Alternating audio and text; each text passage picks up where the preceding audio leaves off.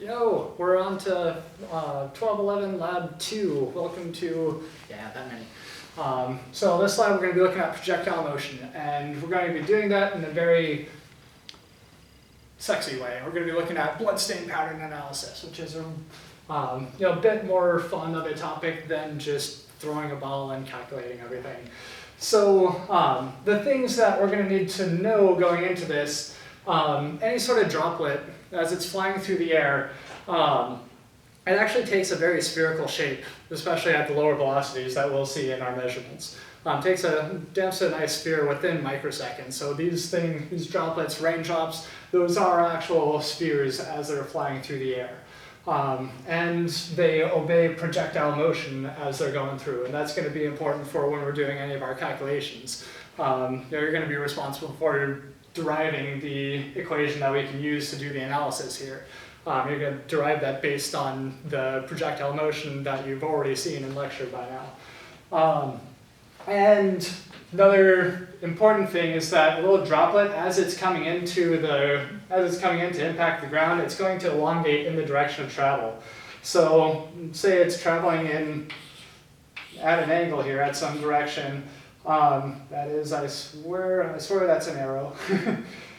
So if we follow each of these edges as they come in to impact the ground, this edge impacts the ground about there, this edge impacts the ground about there.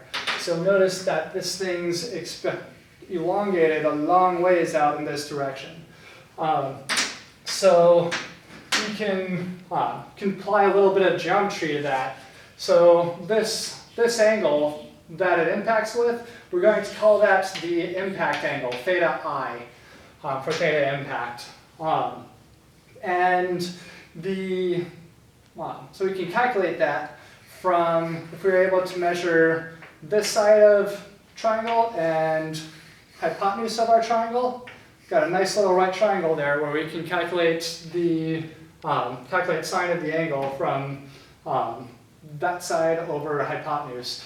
This width, this side of it is just the width of our droplet. We're going to call that W because that's the width of the droplet as it's flying through the air. It preserves its size. So if we just look at what the droplet will look like, how fat that spot is how big that droplet was as it was flying through the air. How long it elongates, how long that spot is, that's going to be our hypotenuse. And we can calculate the sine theta impact equals that width of our spot divided by the length of the spot.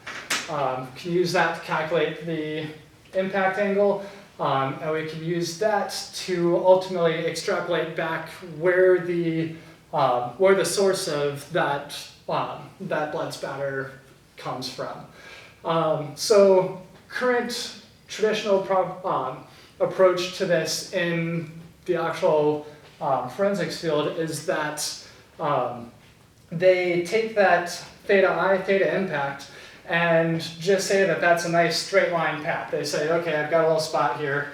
What if I just, theta, okay, maybe actually make it bigger. Theta I, it's got that little angle. What if I just take that all the way back, and maybe my height's back here? That violates this rule right here. It always obeys projectile motion. The current techniques of saying that it's a nice straight path, once you calculate theta I, you're pretty much done, that's bunk. So what you may have seen on like Dexter or CSI or something, that's bad. So we're gonna do this stuff right. So let's actually set up an experiment. We're going to use a clapper here. This is a couple of pieces of wood with a spring-loaded hinge. We are going to stick a little bit of blood on here.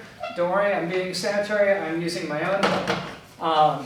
And so let's give ourselves a nice little mess. And 1, 2, bam. Look at all that stuff. Oh shoot, I forgot to put my safety goggles on. So I was going to say. I'm reporting you. Oh well. So we got all this science out here. Look at all that science. So now the next step is how do we measure our science here? So. Sorry, what is this stuff? It smells really weird. This is okay for real check. This is based on research I did 10 years ago, and we found that the best substitute for fake blood was a combination of chicken wing sauce and dish soap, and with a little food coloring to taste. So the best thing is it makes cleanup really easy. It's awesome. But yeah, it makes it smell really nice in here. So now the analysis part, we got to figure out. First part, we need to figure out how we analyze this stuff. So you've been given a scenario. Once you figure out your derivation, how we can actually interpret the data. We've been given a scenario where your job is to figure out whose story is closer to the truth based on the evidence that has been collected. So what you'll use is this little program called ImageJ. So when you open up ImageJ, you're just going to get this teeny little box. On a Mac, it just looks like this teeny little box. On a PC, you'll have like file, edit, all that stuff on top of it. Macs are different. They put it into the entire top. So anyway, you want to open up the images to look at. Let's say all these images are going to be available on Canvas. They're under a file. They're under the Files tab. So I downloaded one of them onto this computer so we can take a look at it. So we'll open up our experiment, open up our data here. Investigators have been to the scene and taken all these photos of the spots, blood spots at the scene. So your job is just going to be to measure them. So the thing we're going to use, the way we're going to make our measurements is this little oval or elliptical selection. There's this little oval here. Click on that, and you'll notice that if I click and drag onto the screen, it creates this little ellipse here. And as I'm dragging it around, these images are changing to reflect the size of my ellipse in pixels here. Don't know if you can see that well. Right now it says W equals 624 and H equals 840. That's the width and height of my ellipse that I've created. Then, and the little XY just indicates the position of my cursor. Ignore that, that's pointless. So one thing that you may notice about this oval is I can either go up and down or side to side. I can't do it at some weird angle. It only wants to orient it up or sideways. So that means that any of whatever spot we want to measure, we need that oriented, either elongated upwards or elongated sideways. So this measuring tape that's in each of the images is going to help us out a lot with that. This measuring tape will act kind of twofold. One thing, it gives us the distance to the spot. So you're looking at this spot right here. The distance is, I'd say, 193 centimeters. That's what my tape says right here, 193 centimeters. That'll be my spot. And the other way that it serves us is it tells us how to orient this thing straight in the direction of travel. Because one thing I mentioned that the droplet elongates in the direction of travel. So this tape was placed at the very source, at the source of all these things. So all of these spots should be elongated in the direction of the tape. So if I can align this straight up and down, then I can make a real easy measurement on my spot here.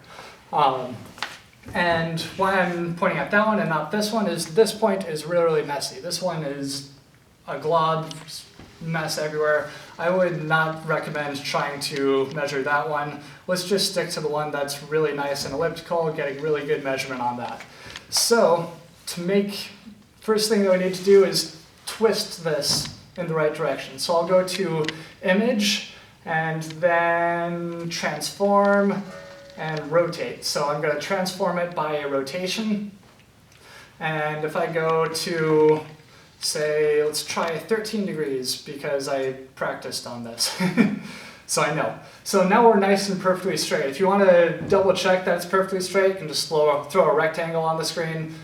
End of my rectangle lines up perfectly with the with the tape, we're good, we're in the right direction. Now we can set up our little ellipse to encompass the little spot, but it's hard, this thing's tiny. So let's zoom in on that. So let's select a region around it.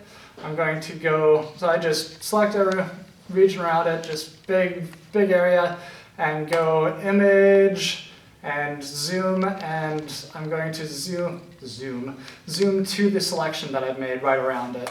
So that'll zoom in close on it, cool. Got a much closer look at it. Now if I set my ellipse, hey, wanted an ellipse please, there we go. So I'll get an ellipse on there, squeeze the sides in a little bit until I am nice and pleased that it reasonably fits my ellipse. Then as I'm holding on to it, I'm still clicking down on the thing so I can move it around. As I'm holding on to it, you can read the width and the height of my ellipse. If I let go of it and move the mouse too much, it doesn't let you see it anymore. So just a little heads up, you can read it really easy while you're actually holding on to the ellipse, so that I can read that width and height that way. And so you'll do that with a bunch of data points. Stick that into whatever method you determine will work for solving this, and figure out Frodo or Smeagol. All right, good luck.